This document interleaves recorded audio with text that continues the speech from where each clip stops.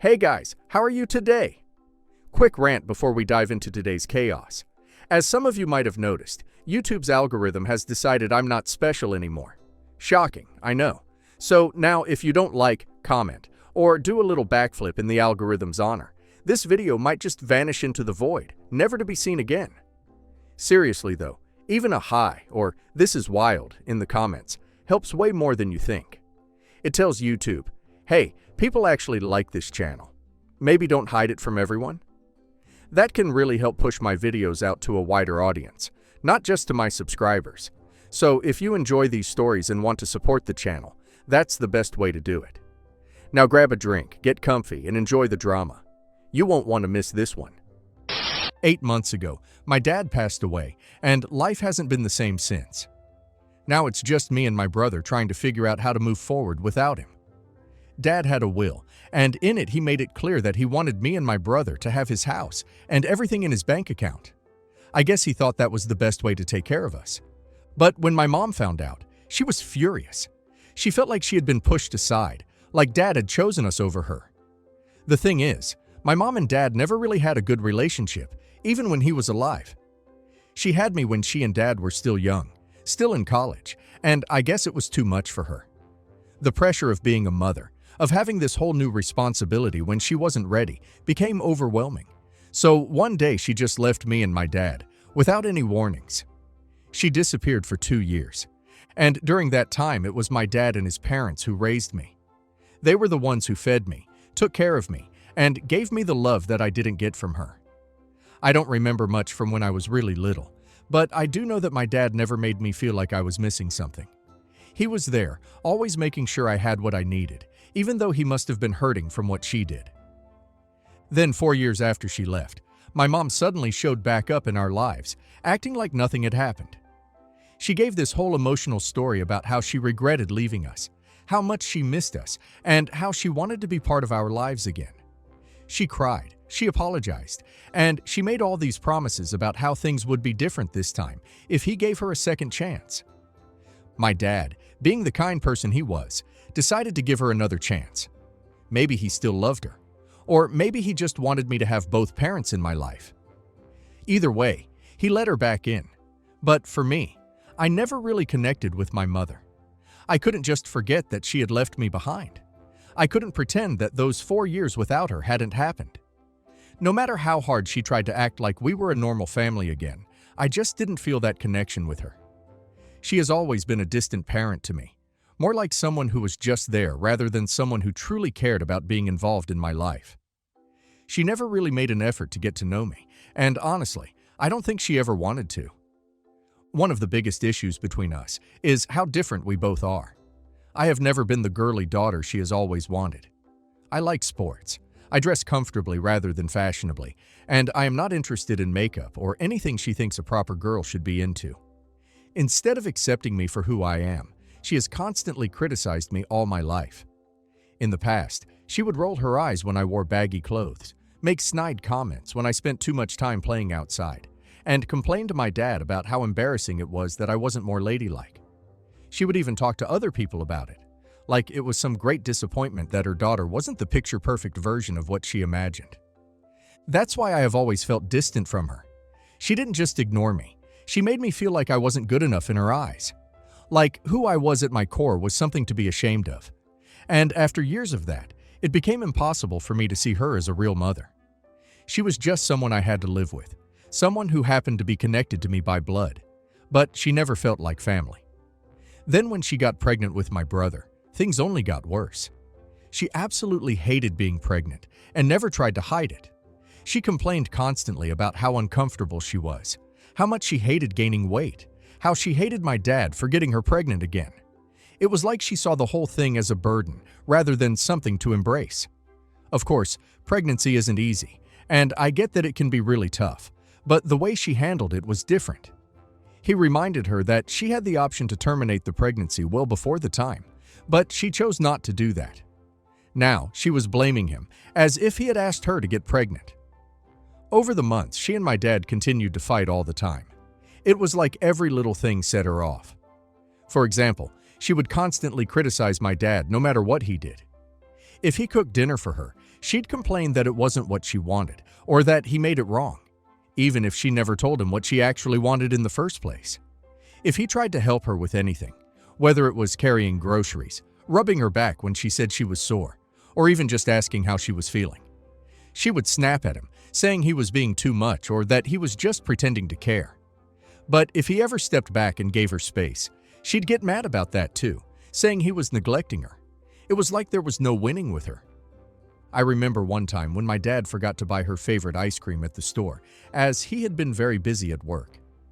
Instead of being a bit understanding, she exploded on him, yelling about how he never listens and doesn't care about her needs. She aggressively moved close to his face and slapped him in a fit of rage. It was unnerving to watch my mother do that, and it left me traumatized. Even when it came to me, she made sure I felt her resentment too.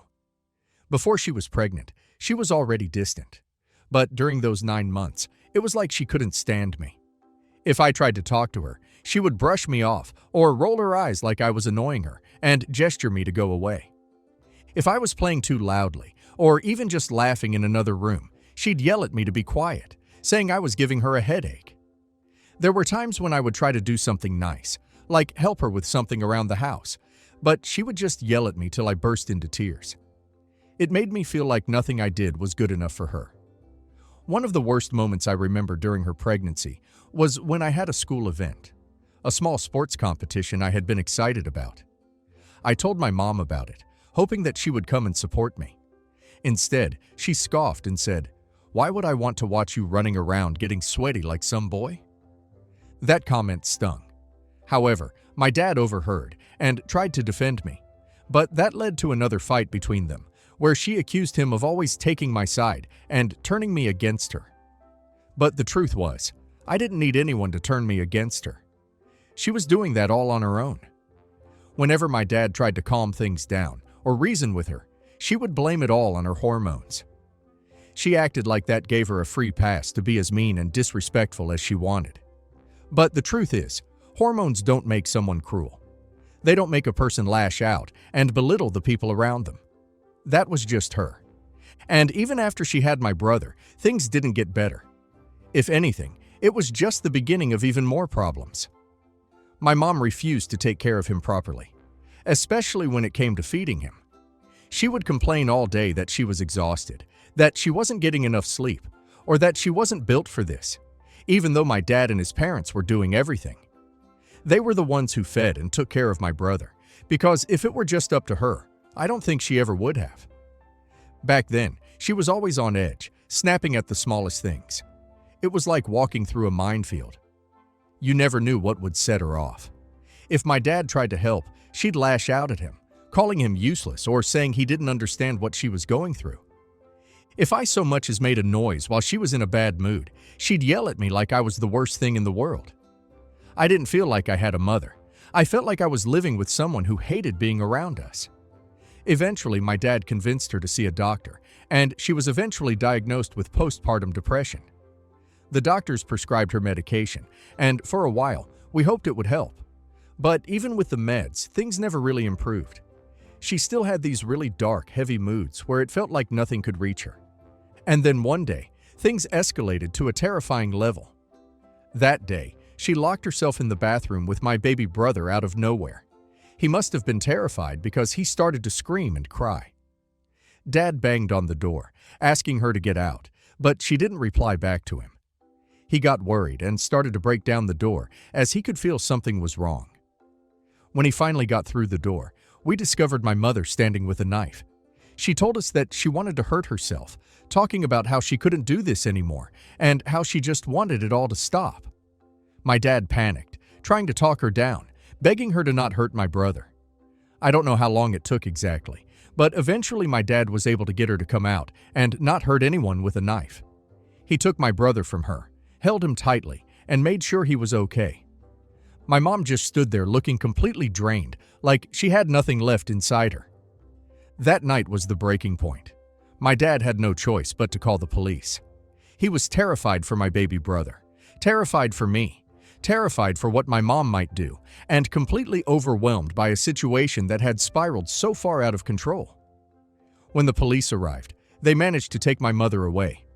She was then admitted into a psychiatric center with 24/7 security to make sure she didn't hurt herself or anyone else. Mom was there for a while undergoing intensive treatment. The doctors put her through counseling, therapy, and mandatory psychiatric sessions to help her deal with whatever was going on inside her mind. It wasn't just about medication anymore. It was about making sure she was stable enough to function again. Eventually, after completing all the required programs, she was released. But nothing really went back to normal after that. My dad was different. He was always a cautious man before, but after everything that had happened, he became even more protective of us. He didn't trust my mom to be alone with me or my brother. And honestly, I don't blame him.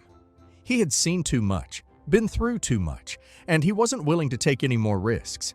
So every time he had to go to work, he would drop us off at his parents' house instead of leaving us alone with my mother. He didn't trust that she wouldn't snap again. And no matter how many counseling sessions she went through, that fear never left him. And honestly, it never left me either. So it became our new routine. Me and my brother spending most of our time with our grandparents instead of our mom because of everything we went through growing up. My brother and I became incredibly close. We've been through hell and back together. And he's the only person who truly understands just how crazy and dysfunctional our family is. No one else could possibly get it. We didn't just grow up as siblings. We both survived as a team.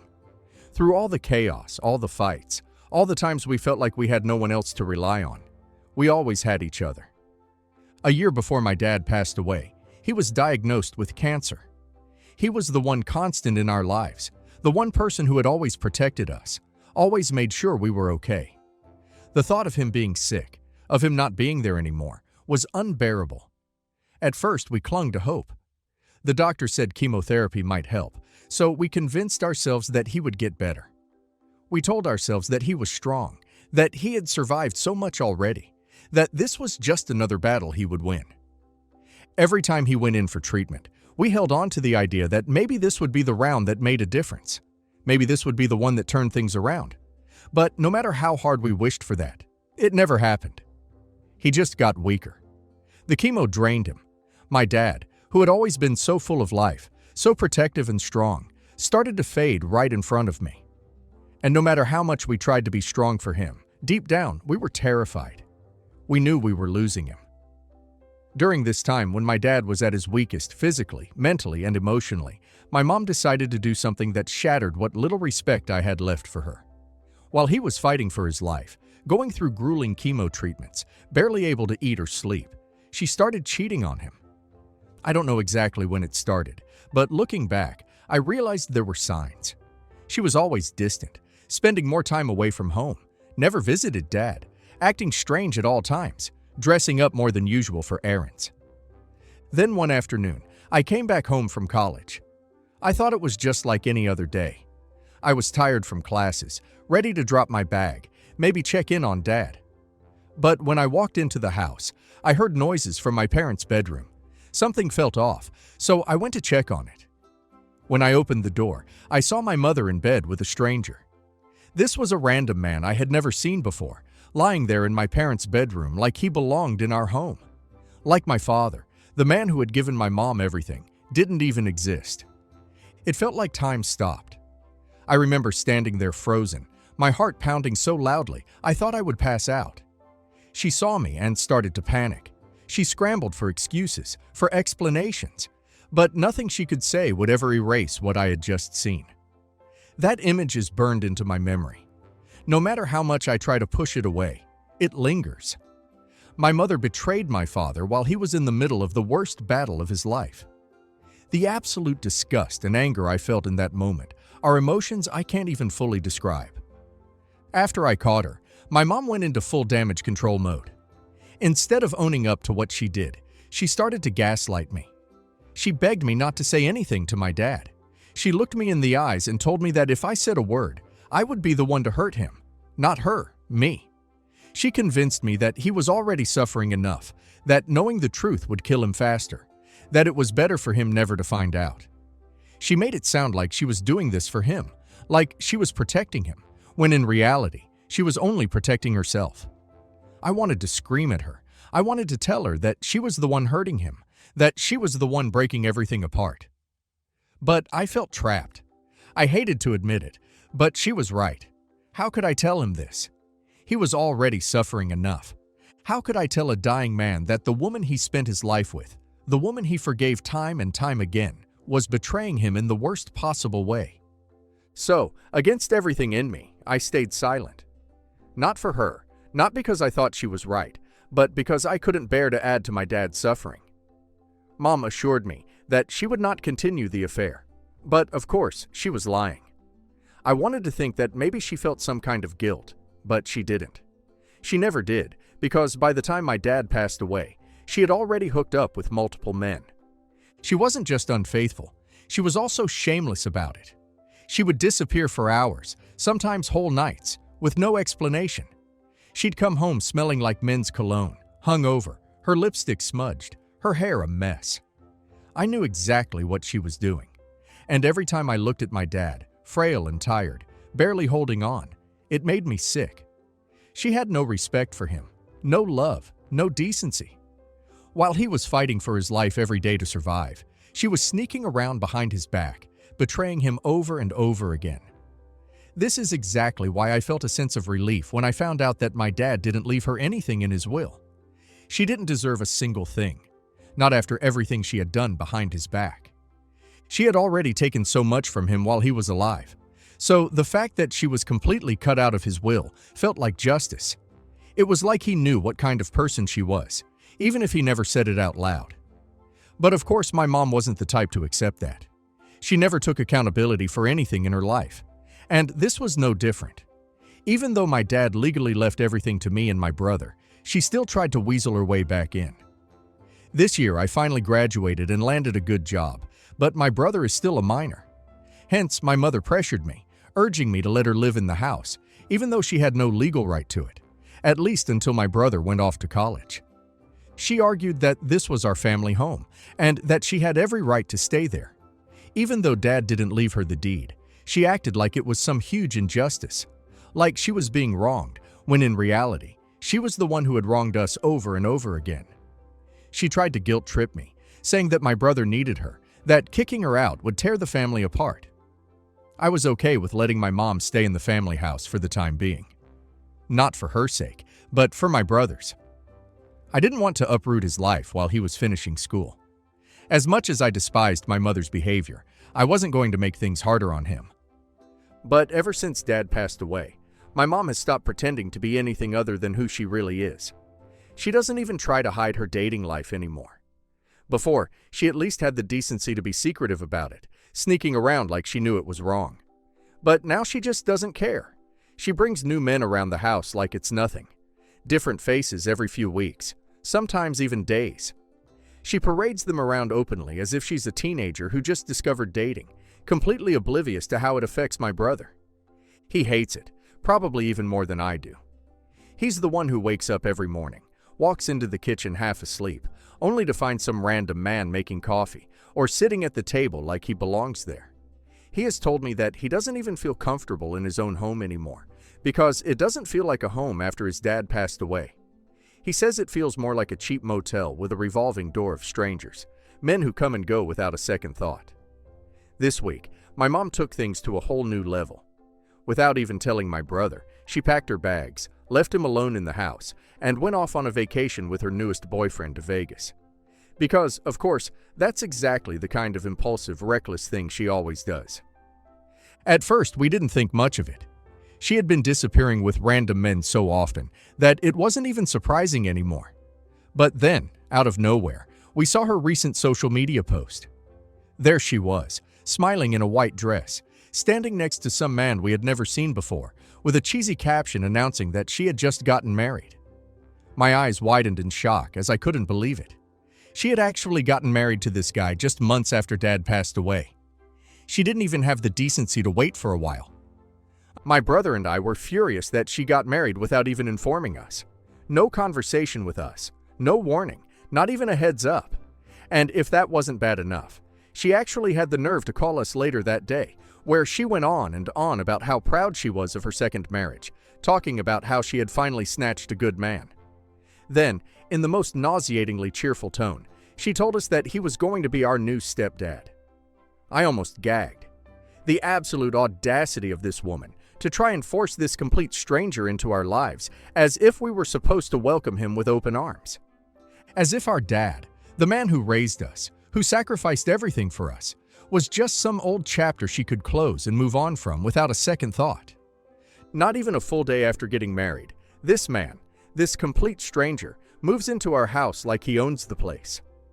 My brother, still reeling from the shock of Mom's sudden marriage, comes home from school and finds boxes and boxes of Dad's things outside on the pavement. His clothes, his books, his framed photos, his personal belongings, all of it was just thrown outside like trash. He rushed inside looking for an explanation and noticed that out in the backyard, Mom and her new husband were burning some of Dad's belongings. He screamed at them to stop, but Mom had the nerve to act surprised, like she didn't know why he was so upset. Her new husband just scoffed and shouted back at my brother that he had thrown away all those boxes and was burning the rest of Dad's belongings because he didn't want to live in a house full of a dead man's things. He looked my brother dead in the eye and sneered, "You need to get over your grief and move on, boy. Your real dad is here now." That was the moment my brother snapped. He lunged at him, fists clenched, ready to beat the hell out of the man. But Mom intervened and defended her husband. She told my brother that he was overreacting over meaningless things. Since I've learned the truth about everything, I want to kick my mother and her new husband out of the house. Would I be in a hole if I did? Not the a-hole. OP needs to evict her. Yesterday, OP's dad protected OP and OP's brother their whole lives, and even in death he tried to protect them by leaving the house and money to them too. OP's mom wasn't pushed aside. She abandoned OP, abused OP's dad, cheated while he was dying, and now she's turning OP's brother's home into a revolving door motel. The new husband burning OP's dad's belongings and saying, "Your real dad is here," is beyond vile. That's not grief insensitive, that's emotional abuse. And now let's hear community's opinion. Not the a-hole. Your brother is still a kid, and he's being forced to grieve his father while waking up to random men in the kitchen and watching his dad's things get burned in the backyard. That's not moving on, it's cruelty. Your mom is choosing her ego and her new man over her child's stability. Again. You're not kicking her out, you're stopping her from destroying the last safe place your dad left for you both. Not the a-hole, and I need you to hear this. Your mom is not a victim. She's mad because the will removed her access to control and resources. If your dad wanted her provided for, he would have done it. He didn't. And her new husband showing up instantly, throwing your dad's stuff out, and burning the rest is a power move. They're trying to erase your father and claim the house, evict them before they damage more property, manipulate your brother, or drag you into a messy "we live here" battle. Your dad gave you the house to keep you safe. Use it. Update 1. I appreciate every single one of you who took the time to respond. Hearing your thoughts and perspectives has helped me feel more confident in handling the situation. I think the reason that my dad never divorced my mother, even after everything, is because my dad was always the kind of person who believed in family, no matter how much pain it brought him. He never wanted my brother and me to grow up without both parents, and I think deep down he always hoped she would change one day. He loved us too much to risk losing us in a messy divorce, especially when we were younger. I also think that once he got sick, it became less of a priority. At the time, he was just focused on trying to survive. Also, the only reason I ever agreed to let my mother stay in the house was because my brother was still a minor, and I didn't want to make his life more unstable.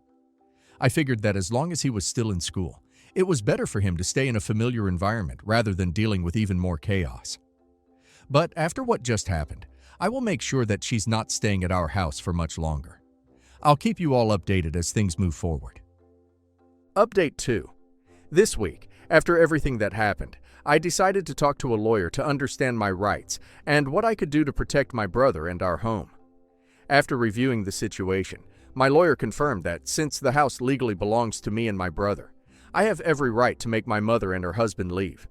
So I officially had a notice served to my mom, ordering her and her partner to move out. As expected, they are furious. My phone has been blowing up with calls and messages from Mom, but I haven't answered. I already know it's just going to be more manipulation, guilt-tripping and yelling, none of which I'm willing to deal with.